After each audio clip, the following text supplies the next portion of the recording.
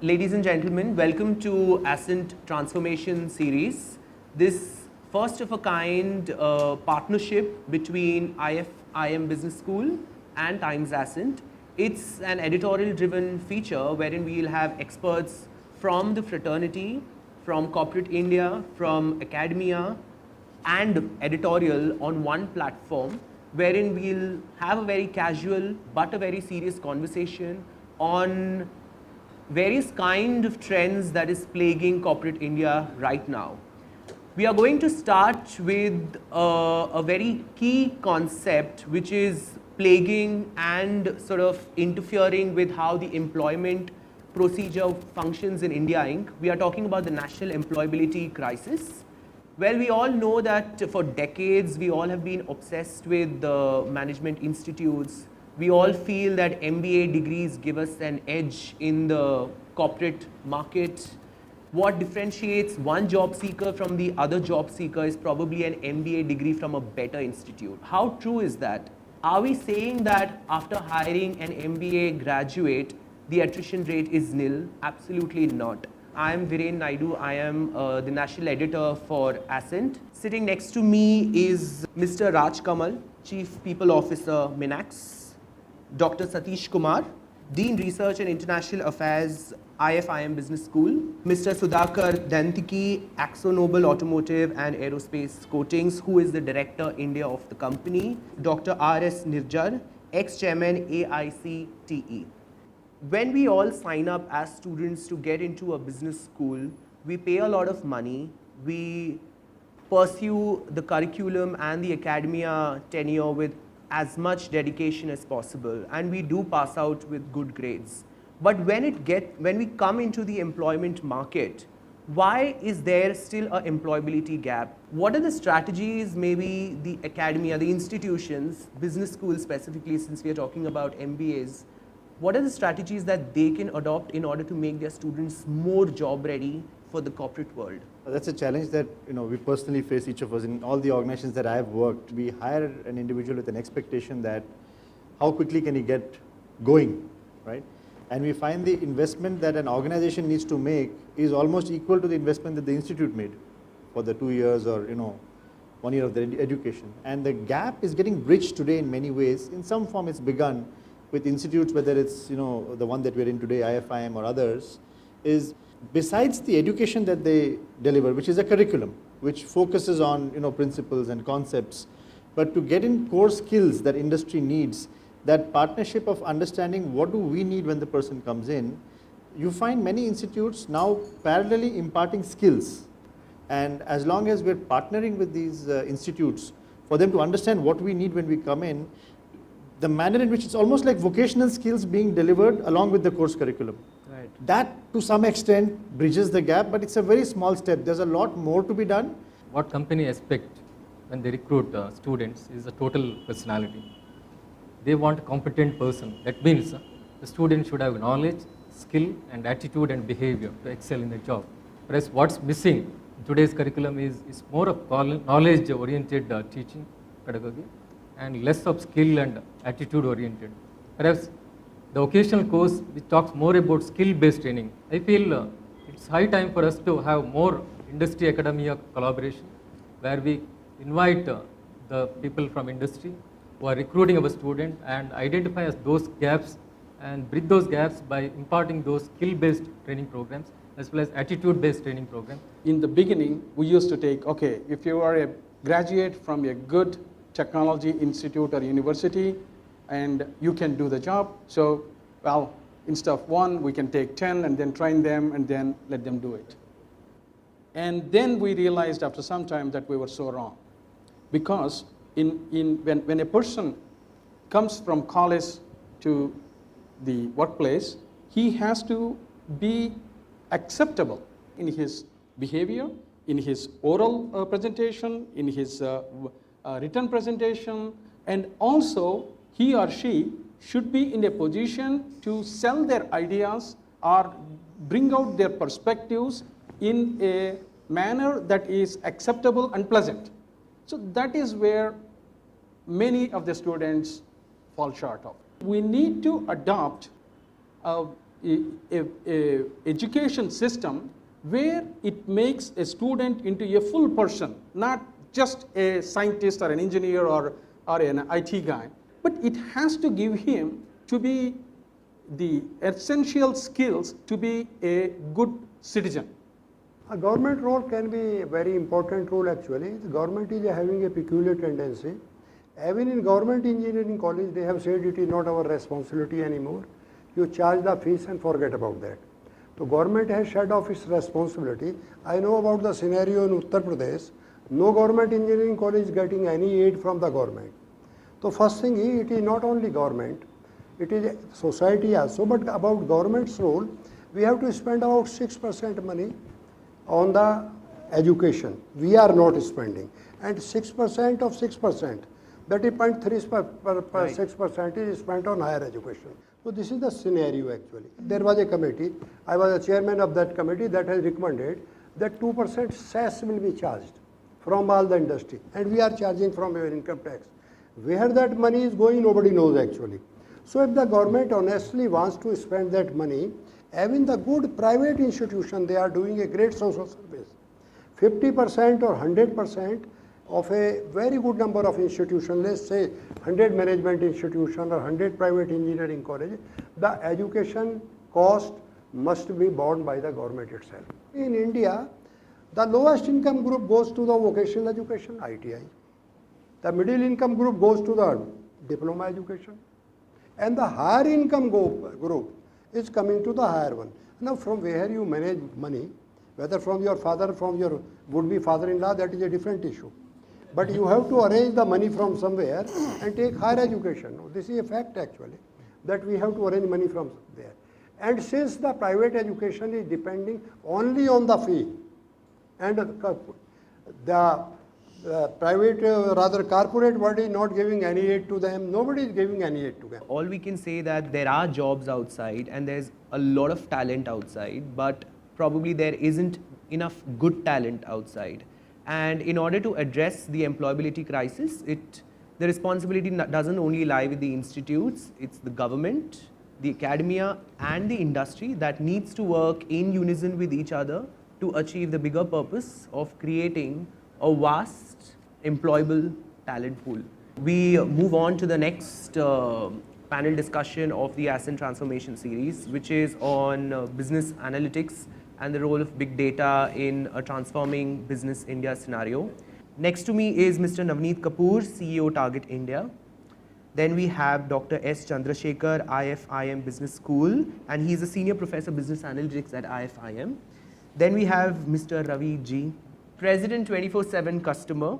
And last but not the least, we have Mr. Amul Mahamuni, Program Director, IBM. Clearly, a few years ago, everybody was oblivious to the concept of big data. But today, everybody seems to be speaking a lot about big data. Enterprises are investing a lot of money on big data because they've realized if there's so much data, intelligence, and information available out there, why not utilize, accumulate, and try to use it to a level wherein we can make right business decisions, make efficient business planning. A few years back, I would say it's more of a jargon. Right now, it's quite a bit of a phenomena. I think in this day and age, if you don't wake up and get your head around big data, you don't claim yourself to be a leader pushing the envelope on the innovation front, any business you are in and any application that you are embarking on, right? That said, most organizations today, from my vantage point, they got their head around data and they are actually sitting in the data lake. And their struggle today is someone like someone in the middle of an ocean and still thirsty, right? And what what is that all about? It's basically, collecting data is one thing, and drawing insights to be able to drive business outcomes is a completely different game, right? And today, that seems to be the biggest problem. And I don't think anyone has to be evangelical anymore, trying to drive this concept of big data. There's a lot of value you can derive out of it. And what we need to focus is mostly around how you collate all this data, what are your channels of data collections, and how you sort of bring all of them together. We look at this entire sphere of big data and we call it 4 V's. So the first is the volume, and the volume is ever increasing. And then there is the velocity with which it is coming, which is near real time. And then we talk the third V, which is the variety of data. But here is a very interesting thing, which me and Ravi were just talking a little earlier, which is the fourth V that we coined, which is called the veracity of a data, right? The veracity of a data is that uncertain behavior of a data. So we very seriously have to look at how different business models will emerge and how the businesses will change or adapt, whatever it is, right? The other technical definition of big data is what cannot be handled by relational databases. Long back we started with relational databases. They were meant for handling structured data like your employment, sales, dot. But eventually what happened is over a period of time we started adding lot of channels. And particularly with the coming up of that social media, web streams, link streams, Facebook, LinkedIn, dot. They started generating too much of volume that cannot be handled by the present RDB system. I think it's important to start by talking about the fact that we're living in transformative times right now. Perhaps the rate of change we're going through is the highest ever in the history of mankind. And that rate of change, this transformation is driven by the digital revolution that's happening around us. As technology is transforming the world that we live in.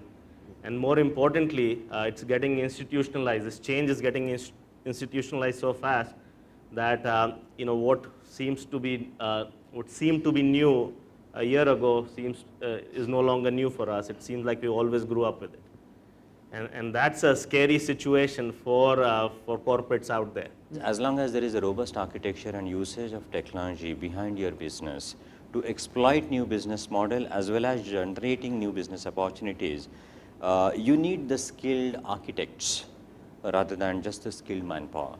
And me and Ravi were talking about even in 24/7, fairly soon maybe the machines will be replacing humans, and it will be far more robust, responsive, accurate, what have you, right? So we surely need to generate that skilled manpower, but I think the center of gravity is not going to be just the ETL processing or the data cleansing to data integration or to data warehousing, the one which you mentioned, right? But it's going to be a little elevated level where we really need data scientists and data architects. It's a known fact that big data is the future, is an opportunity. It is making organizations innovative and agile, and it's making customers more demanding because now their needs and services can be more custom fit. But we need the resources, we need the technology, and we need the skill sets to make big data more accessible and more effective. Being a management institution, we have a lot of these corporate people visiting us. We have in our faculty an excellent mix of academicians and practitioners. We generate a lot of knowledge here. So we thought it will be a good idea to have this thought leadership through Ascent Transformation and share these ideas with the outside world and probably generate a debate outside and make it a very vibrant educational atmosphere all around us.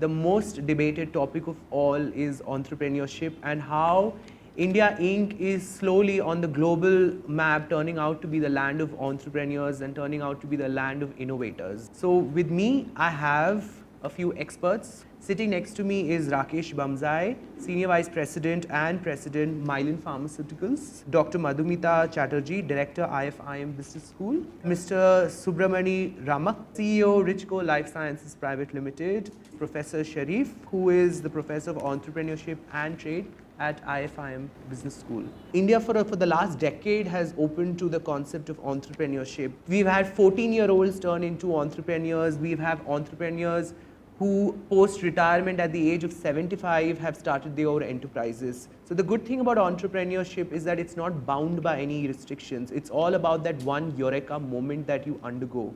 So why do you think India is today the land of entrepreneurs? 15 years back when we were growing up, it was like, educate, either become an engineer or a doctor or a bank job or take up a medical representative job in a pharma company. So these were four sort of the job. But what has happened over a period of time in the last 10, 15 years, there are a lot of people in this country that woke up to the requirement of the world. They were truly thinking global. People thought, let's do something different. So technology came in, pharmaceuticals came in, we have jewelry industry growing up in this country, and there was that strong spirit of entrepreneurship within the country where, lot to do with how governments also thought. They opened up the borders, they elevated the education, they privatized the education, and the environment around became so congenial that, it was a big change, big transformation brought in by, say, 10, 15 people in the country, and eventually, country built on it, and we became a successful enterprising country. See, there is a process of doctoring thought, as we say. So if we can doctor thought where they start looking at opportunities, they start looking at the needs, and one of the words that we talk about is effectuation, which was given by Dr. Saras, where he talked about the whole process that you look at the old problem from a unique perspective. So are we going to allow our students to look at it? If you look at our education system, somewhere we have not allowed them to question, right? Now, how do we get that back? They're all entrepreneurs by nature. Human beings are entrepreneurs by nature. We are always finding some solution to our problems. Now, if we can give them that system where they can use this in a safe environment like an institution or a corporate, I think that will really encourage them to go out and take the risk. So how does one take a risk? How do you create that propensity? The competition is going to increase. So everybody has to get into that mode of understanding. So while we are educating, giving them the concepts, let them practice it out and take it forward in that sense. Most people are not answering this why properly. Why am I going to start a venture? Or why am I leading an initiative in an organization? We take up this option because of late, because it sounds good, and we do not commit ourselves to the why am I doing the business. And when you have started a business or an entrepreneurial venture without answering this core question of why am I doing this, you will give up at the first sight of a challenge. And I think when you start a business and you run it, and as you build it, every time you're hitting a wall. And unless you know the why and you internalized it, you're not going to break it down. The other challenge we are seeing in India is we are a country of gods. There are no angels. So there are no angel investors. They want a balance sheet, they want revenues for the last 3 years, they want technology, traction, team, and opportunity. Now if you tick all these four off, you're already a big company, you don't really need funding. Right? Money is available, but it's available if you have done something. So in India, we talk a lot about entrepreneurship, we talk a lot about incubation, etc., but these are not taking them through till the last mile. What you need for entrepreneurs to really get kindled and catch fire, if I should say, in the country, is two things. One is there must be an opportunity, which is getting created today in our country as a government, as institutions, as schools, etc. Two is the environment should be conducive. When we educate our students to take up entrepreneurship or encourage them, you need to help them kindle the fire within them by explaining to them not the difficulties of starting the business. So if doing business is not about thinking about the risk at all, it's about looking at the opportunity and going after it. And I think that should be the message we are giving to the people who want to get in. There are a very small percentage which does collaborate with the international research that only 2% of the population turn out to be the entrepreneurs for a reason designed by God or by any society. But these people are always bogged down by lack of knowledge, lack of ecosystem, and total lack of support from the government. Indians have been the entrepreneurs for a very long period of time.